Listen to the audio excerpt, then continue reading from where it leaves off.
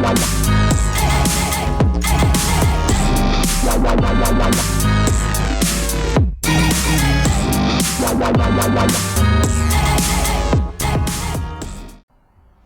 Saturday evening, ladies and gentlemen. Welcome to the show. Let's see, today's July 6th. Oh boy, it was hot here today.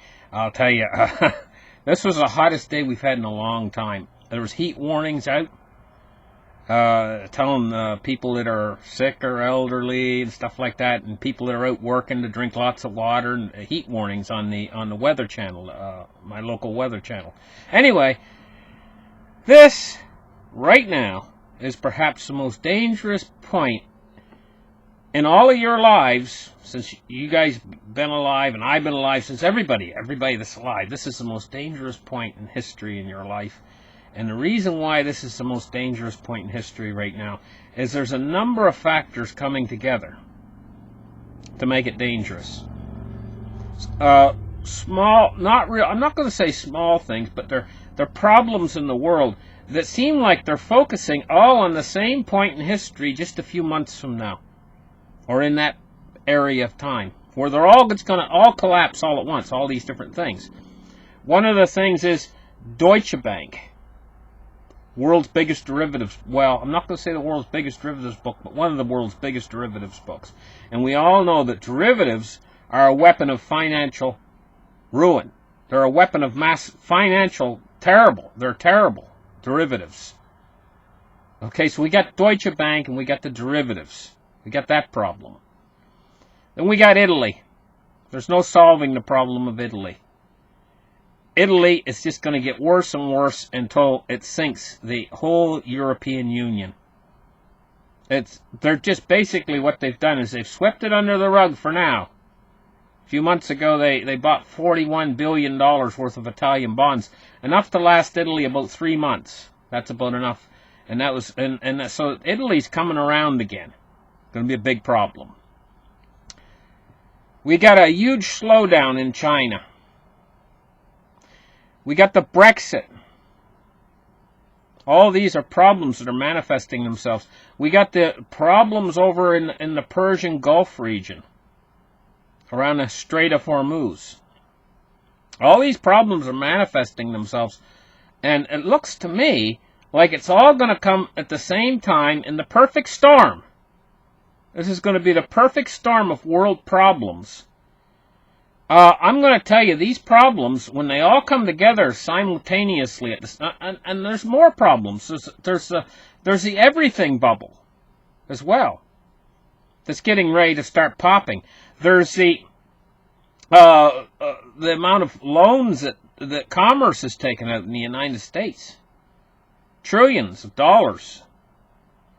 We got an over-leveraged system that with debt, that just one of these problems alone, but when they all come together, they're all merging, they're all converging on a point of time, just slightly in our future right now.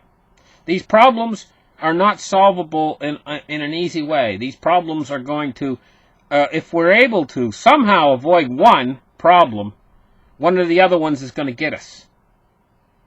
The problems that we have. And this is what makes, right now, and the other funny part about all this is most people are completely oblivious. They think everything's just fine right now. They haven't got it, they're not up to date on these problems that are all coming to a head in a few months from now. Or even sooner. They could all break loose even sooner. Especially the financial system problems. The Fed is backed into a corner, the Federal Reserve, right now at this moment. And they can't escape. If they lower interest rates, they're in trouble. If they raise interest rates, they're in trouble. They're totally backed into a corner. The Federal Reserve, their balance book is so big through all these years of quantitative easing, and they've blown up these asset bubbles that they can't let burst, including the United States stock market. The Chinese real estate market the Canadian real estate market, everything is starting to undergo a slowdown right now. Now, what it's all pointing to this last part of this year between now and the end of this year. And then we got another big, huge problem. The biggest problem of all. Now, all of the problems I've told you guys about up till now pale in comparison to this problem. And it's not going away. But the thing is these other problems that are manifesting themselves that I've just detailed for you guys are going to intensify this biggest problem, the biggest problem of all.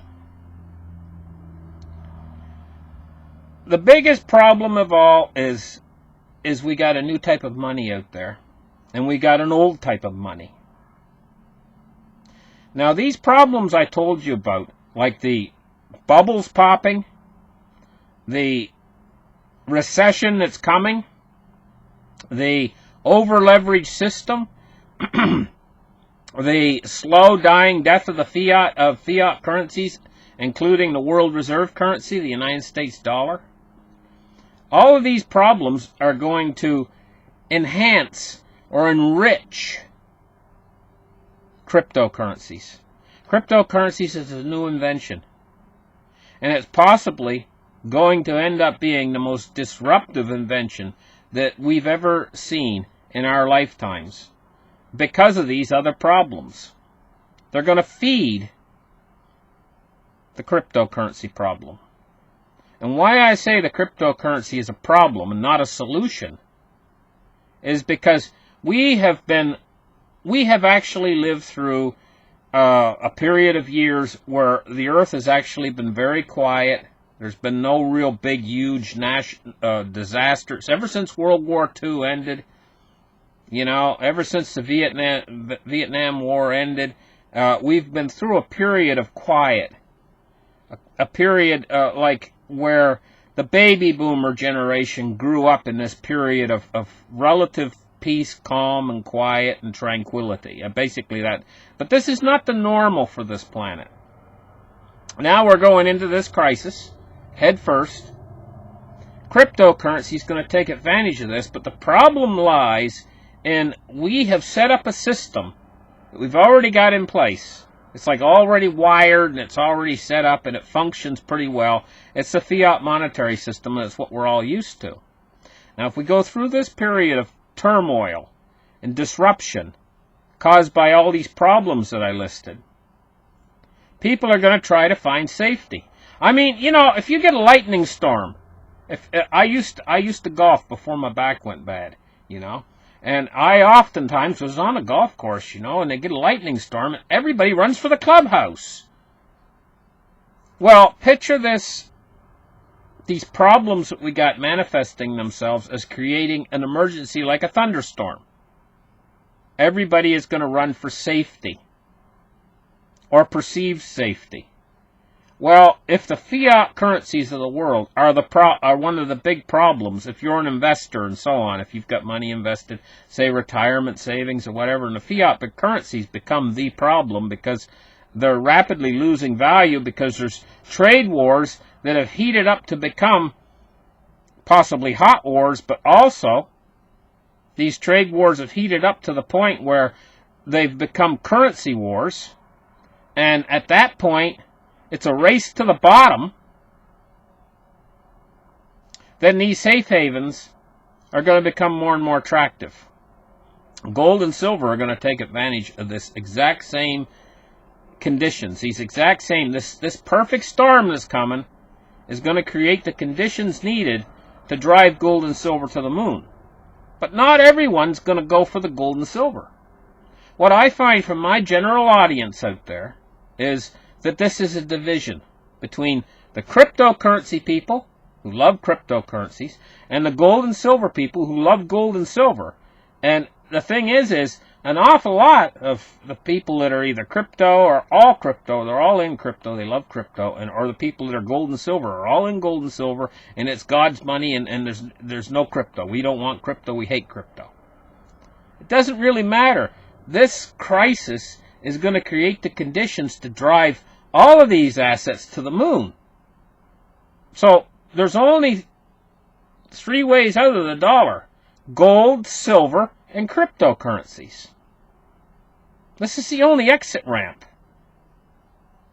So this is the exit ramp that they're all going to run to. It's going to be like a stadium full of elephants, and somebody yells fire, and there's only one little fire door, and they're all going to try to jam out at the same time. This is essentially what we're looking at. We're looking at a high-pressure exit when they all run for the exit at the same time.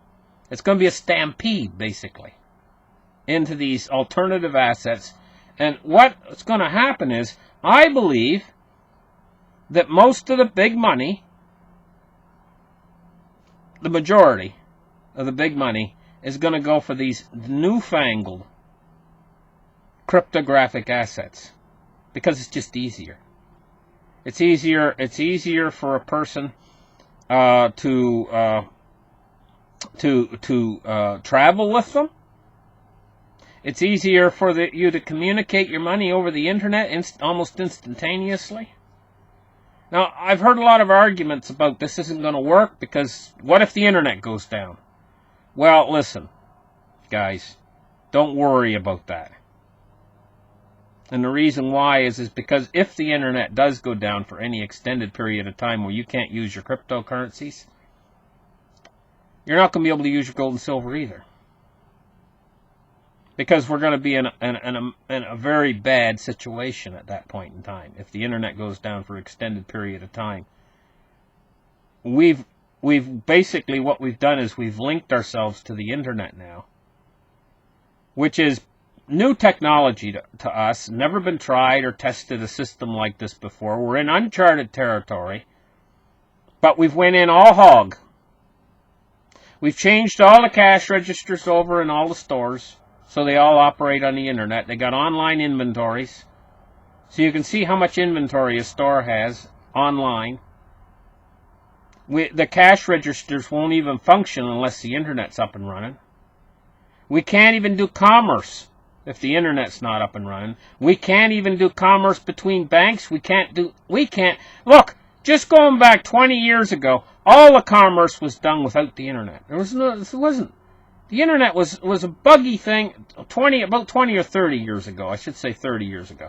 The internet was a buggy thing that just computer geeks used, and it ran off of a modem, and it was so slow that it would take you 2 hours just to bring a picture up on your screen. Not that long ago.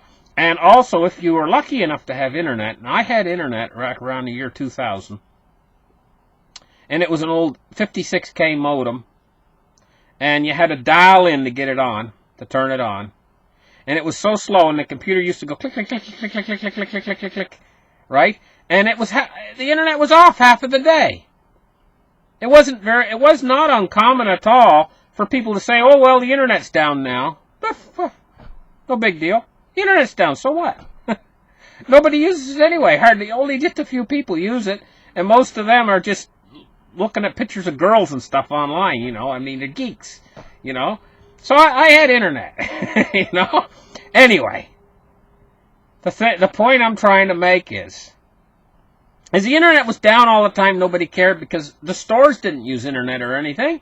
They had the registers back then. Everybody paid in cash. It was a system set up so that if the internet went down, if the power went out, you could still go into your store. They had windows. Back in those days, they had windows in the stores. There are glass windows, thick glass windows in the stores and let light in. And they could even open up the front door and say, "Come on in, we'll sell you some stuff." I'm going to tell you what, just going back a few years ago, and that's not very long ago, we had a hurricane here called Hurricane Guan. It ripped through, and I mean it hit us hard. Tore all the trees down. I don't know what that storm was packing, some sort of punch. It had tornadoes in it. I know it had tornadoes because one of the farmers' fields not far from here, it went through and tore his barn down, right? And there was pieces of the barn, like the timbers, driven halfway into the ground, where the tornado would flip the timbers around, threw them into the ground, and drive them into the ground like a spike. That ain't no just regular hurricane damage, just tornado damage. And anyway, there's damage everywhere. Trees were down everywhere. It was really tore us to pieces. They actually had to bring in the Canadian military to help with the restore operations, and our lights were out for weeks. But you know, I went up to the local grocery store and I paid in cash, and they were able. Used to have windows, and the light was coming in enough, and they were able to sell me a few groceries for cash over the counter. Well, and there wasn't any computers on, there wasn't any internet on, or anything like that. That can't be done anymore. They've blocked all the stores up now, and no light gets in. If the power's out, the store is black, and they're not opening. This is the way all the stores are now. We've went into this thing whole hog with nothing in place as a redundant system, as a backup system to protect us in case the internet goes out. So all you guys out there got the argument, well, if the internet goes out, your Bitcoin's no good. Well, guess what? There will be such chaos and such craziness that you won't be able to spend your gold and silver either. And nobody nowadays, you know, if you go out right now and you take a look at some of the videos that Mark Dice has done where he tries to give away a gold bar or a gold coin and a silver bar, he's practically giving it away. He says, okay, here, a chocolate bar or a 10-ounce gold silver bar, right? And they always take the chocolate bar because they don't know what it is. So you're dealing with a bunch of people who don't know what it is. If the internet were to go down, they wouldn't know what your gold and silver is anywhere or what it's worth. So it ain't going to help you. You'd be just as good with a bunch of nickels or dimes, rolled up dimes. They would work just as good if the power went out as your gold and silver. So if the power goes out, we've moved into a situation where board up the windows, you're in trouble. hide in the corner someplace because you're in trouble if the power goes out. I mean, this world is, we've set ourselves into a position where if the power goes out or the internet goes down, we are toast. We are toast. So, but I don't think that's going to happen. That's not what I see happening. What I see is this storm coming of events that's coming in our very near future that we can't back out of now. Things like Italy, things like Deutsche Bank, things like these problems are not getting solved. And they're coming to a head very soon. What's going to actually happen is cryptocurrency is going to be the biggest problem of all, because I think the internet's going to stay on. I think the power is going to stay on. That's what I think. And I bet you I'm right. But cryptocurrency is going to be the biggest problem of all, because all these problems coming due is going to create a quickening for cryptocurrencies. And all the money is going to flow into cryptocurrencies and flow out of the fiat currencies and cause a transfer of wealth over into the cryptocurrencies. And gold and silver, both. Gold and silver is going to be recipients too. Because the fear that's going to come when this hits in a few months from now, when all these problems manifest themselves one after another, and you know what about it? They're all going to trigger each other. Like when Italy goes down, it'll trigger Deutsche Bank. When Deutsche Bank goes down, it'll trigger Italy. And when all this happens, this will also trigger the everything bubble into popping, and everything will just start to cascade down around us all at once, simultaneously. I don't think the system's going to freeze up. I think what's really going to happen is this is going to cause a mass panic with everybody on Earth to try to take their assets that they have now and maintain them. So everybody out there is suddenly going to say, hey, you know what? Fiat's going down. Everybody's pouring into cryptocurrencies. Everybody's pouring into gold and silver. I'm going to too. They're all going to, the idea is going to come to all of them simultaneously at the same time because of the crisis. They're going to be forcing them. But the real big problem is going to be cryptocurrencies, not gold and silver, cryptocurrencies, because there's no upper limit to how high they can go. They're the recipients. They can be the recipients of all of the fiat wealth. if we make a transition from the system that we have now too quick in the cryptocurrency type system, the disruption and chaos is going to be off the scale.